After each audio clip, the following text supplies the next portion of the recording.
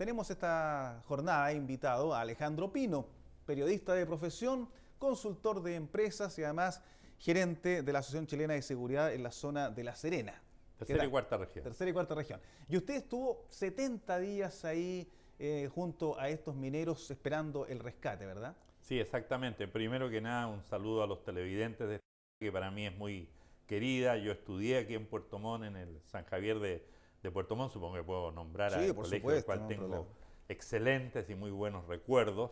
Pero ya llevo muchos años en esto del periodismo y me tocó este tema de rescate que no era mi primer rescate. 46 años antes yo había participado también directamente en el rescate de los 7 mineros que quedaron atrapados en Andacollo. En ese tiempo yo trabajaba en la radiominería y a escala fue exactamente lo mismo. Fueron menos mineros, menos profundidad, pero se dieron unas coincidencias que a mi juicio son extraordinarias. En primer lugar, en el caso de Andacollo, 1964, 19 de febrero de 1964, quedan atrapados 7 mineros, 2 son rescatados rápidamente, 5 quedan atrapados a 120 metros de profundidad, pero no se sabe dónde están. También se tuvo que hacer una perforación. También la dirección de la operación de rescate estuvo a cargo de un ingeniero del TENER, que en ese tiempo pertenecía a la Braden Copper Company. Stanley Garrett era un norteamericano. También se usó un sondaje, también se les alimentó por ese sondaje.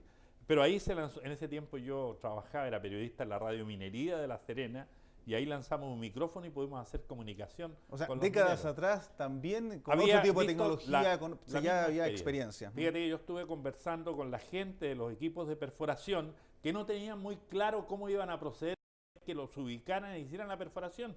Y yo les conté la experiencia de Andacollo. Dije, por ahí se alimentó, por ahí se envió aire, por ahí se le entregaron medicinas, por ahí se hizo comunicación, todo lo necesario.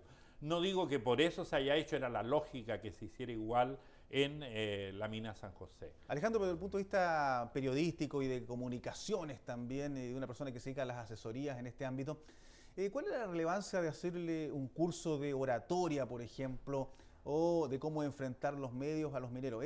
Claro, por lo que le pudiese servir a futuro cuando saliesen a la superficie, pero también estaba el tema de mantenerlos entretenidos, sí, de darles qué hacer. Yo creo que esa fue la primera motivación. No fue mía, la idea no fue mía. Yo en realidad estaba concentrado 100%, yo tenía a cargo todo el equipo de la Asociación Chilena de Seguridad, que tenía la responsabilidad de la parte médica, la parte psicológica, de la prevención de riesgo y de todo lo que era la medición ambiental, que había a 700 metros de profundidad. Y además tenía que hacer la vocería de la Asociación Chilena de Seguridad.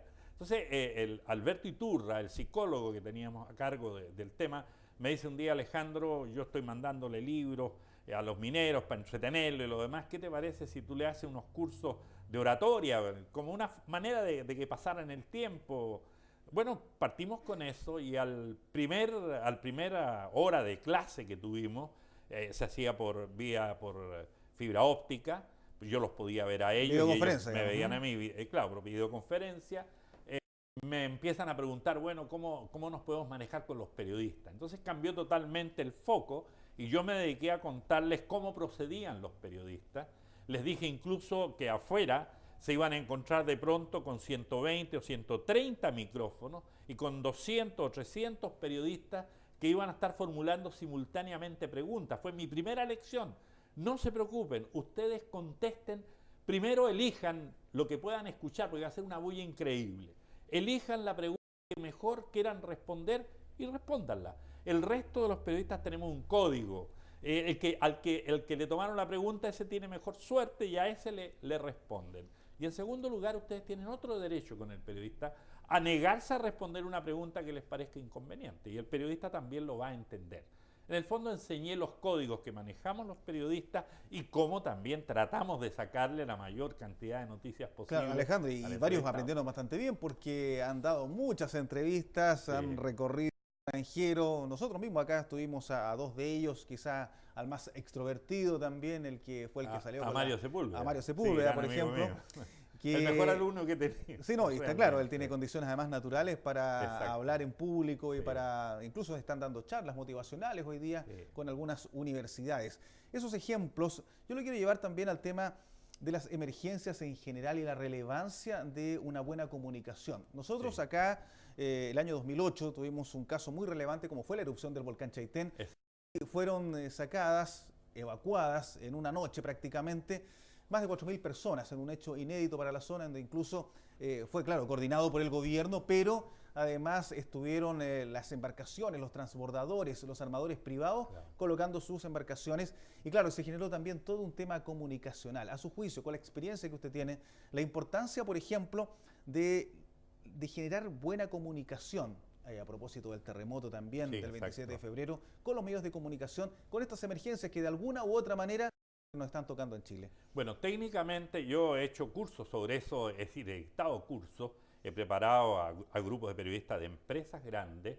Técnicamente, cualquier situación como esa se considera una crisis comunicacional, donde hay que tener muy claro, lo primero es que cuando la crisis comunicacional se produce, quienes son los responsables de responder, quienes hacen las vocerías, deben entender que no son los que tienen que buscar al periodista. Cuando tú tienes una crisis y buscas al periodismo, el periodismo automáticamente reacciona pensando aquí hay algo escondido, aquí tratan de lavar una imagen. Lo que uno tiene que tener muy claro, dos cosas. Primero, que hay que dejar que el periodista venga a la fuente original que tiene que manejar esta crisis. Luego, no negarse a contestar absolutamente nada y nunca mentir. Si tienes alguna yayita, tienes que decirle al tiro, porque a la larga te la van a descubrir. Y lo que viene de vuelta, más que la responsabilidad que tienes que asumir, va a venir de vuelta el hecho de decir tratando de engañar a la gente. Lo que menos se puede hacer en una crisis es engañar a las personas, es dar la dimensión absoluta, no hay nada que esconder. En San José nosotros éramos el organismo administrador de esa empresa minera y obviamente nos sentíamos responsables del accidente. Nunca ocultamos esa responsabilidad y teníamos la suficiente argumentación para decir que todo lo que la ley nos pedía que hiciéramos en su oportunidad se había hecho. Y con su experiencia como periodista y que se dedica justamente a este ámbito, ¿cómo evalúa lo que hizo, por ejemplo, en términos de vocería, para el 27 de febrero por el gobierno de Michelle Bachelet? ¿Y cómo lo ha hecho el actual gobierno también cuando ha debido enfrentar situaciones relativamente complejas? Mira, yo creo que en lo del terremoto lo más complicado es que no había un plan para enfrentar la crisis. Y cuando tú eres autoridad de un país, lo que menos tienes que mostrar es duda y lo que menos tienes que demostrar es desinformación. Lo que le ocurrió a la autoridad el 27, no proponiéndoselo, es que no había un plan previo elaborado para una emergencia y en segundo lugar no existía un plan de crisis, que es lo que cualquier organización tiene que tener. En el caso nuestro, nosotros nos ajustamos a nuestro plan de crisis. El 27 de febrero, aparte de que no había información fidedigna, lo que te hacía decir cosas que realmente no habían ocurrido, como no hay maremoto, y sí había ocurrido el maremoto, todo eso después se te representa en contra. Y eso es lo que uno trata de enseñar. En primer lugar, tener muy actualizada la información, un plan preparado para enfrentar una crisis, pero la crisis no significa ocultarle a la gente lo que está ocurriendo, es decir, la verdad. Correcto. ¿Y cómo cree que se ha manejado en ese ámbito claro, no le ha tocado un evento como el 27 de febrero a Sebastián Piñera? Sí le tocó el tema de los mineros, que tuvo un apoyo muy importante de la empresa privada también en varios aspectos. Pero ¿cómo se ha manejado, cree usted, el presidente, tomando todos estos, para algunos periodistas, excesos a lo mejor de locuacidad de repente, que le lleva a cometer errores como todo el mundo sabe, digamos? Muy crítico de la política comunicacional del gobierno, sin tener ninguna posición contraria al gobierno, pero yo creo que comunicacionalmente no hay una vocería clara. Yo creo que la ministra secretaria general del gobierno hace lo que puede, pero el presidente no puede ser vocero de su propio gobierno. Yo creo que el presidente es así su personalidad, yo lo conozco mucho, esa es su personalidad, no lo vas a poder cambiar, hay que tomarlo de esa manera, pero de alguna forma yo creo que están aprendiendo a manejarse. De pronto cuando mucho se habla, mucho se yerra. Y hay que ser medido, hay que hacer que los hechos hablen por uno, y una vez que los hechos hablan, tú comunicacionalmente, con argumentos puedes reforzar. Pero primero demuestra lo que se está haciendo y el efecto que eso está produciendo en las personas. O sea, habla mucho el presidente, por ejemplo. Yo creo que en algunas cosas no debiera hablar él.